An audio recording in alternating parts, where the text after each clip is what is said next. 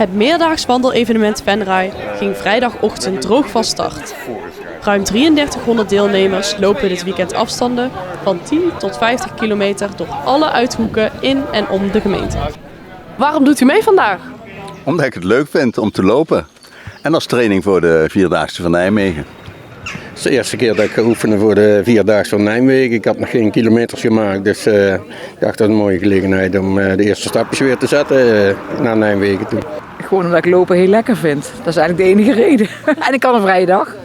Dus ik heb dat gisteren bedacht. Ik ga vandaag 20 kilometer lopen. Om de leuke plekjes van Venray, want ik woon al vanaf 83 in Venray.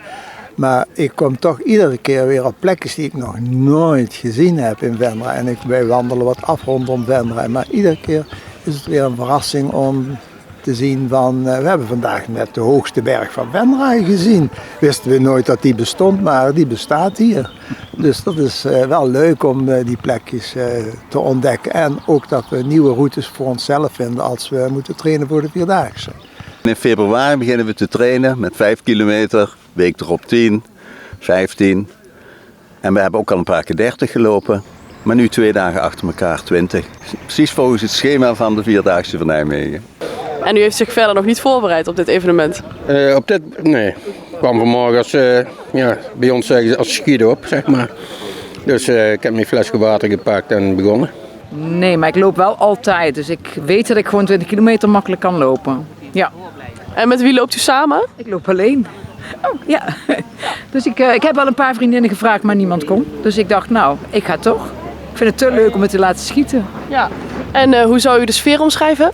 Die is prima. Ja, goede sfeer, gezellig. Je buurt met elkaar. Ja, die is rustig voor mij, omdat ik alleen loop. Ik heb een goed boek. Dus ik luister altijd boeken als ik loop. Of als ik fiets, als ik alleen ben. En dat werkt prima voor mij. En ik zie dan de natuur en ik hoor de natuur daar nog wel doorheen. Dus ik geniet. Ja, en wat vindt u zo leuk aan wandelen? Ik vind het lekker dat je bezig bent. En ik vind het fijn om in de natuur te zijn. Ik heb een drukke baan, dus die dagen dat ik niet hoef te werken, vind ik het heel lekker om buiten te zijn. Tot nu toe goed. Ja, super. Volgens mij is het ook wat drukker aan het worden, dus we kunnen alleen maar de berg op met de Vierdaagse van Venray. Ja, ik had vandaag voor het eerst gekregen dropjes onderweg. Nou, dat hebben we nog nooit gehad. En in de Nijmeegse Vierdaagse, ja, dan krijg je zoveel onderweg. Daar staan kinderen met snoepjes. Maar ik denk, hé. En meer mensen langs de kant. En veel meer mensen langs de kant. Dus, ja, en dweilorkesten langs de kant en dat allemaal. Maar ja, dat hoeft niet altijd. Maar we vinden dit net zo leuk hoor. Ja. En dicht bij huis. Ja. Want u loopt al langer mee met het meerdaags wandelevenement, hoorde ik. Wij lopen van het begin af aan mee. De eerste BMW-wandeling, 50 kilometer. Ik denk 8 jaar geleden, maar dat weet ik niet helemaal zeker. Toen hebben we ook meegelopen. Ja. En hoe beviel u de eerste kilometers? Ja, prima. Gaat vloeiend. Tot nu toe. En met wie loopt u vandaag? Het zelf. En de andere hier Wallenaren, die tref ik hier per pauzeplaats. Met wandelen zie je meer als met fietsen. Want we hebben hele mooie fietsen, maar we gebruiken ze bijna nooit. We doen altijd wandelen. Dan zie je meer, je hebt wat meer conversatie met elkaar. Of niet natuurlijk, want wandelen in stilte is ook heel mooi. En dat zeggen ze wel eens van de Nijmeegse Vierdaagse, zo'n massagedoe.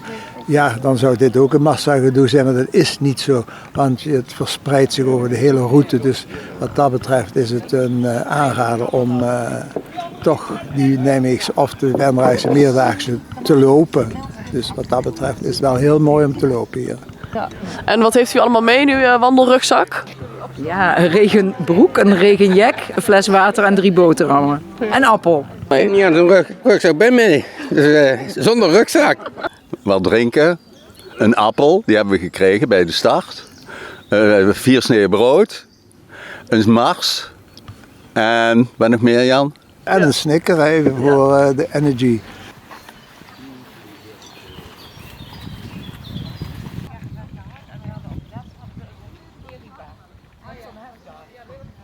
Alleen dan wel zo'n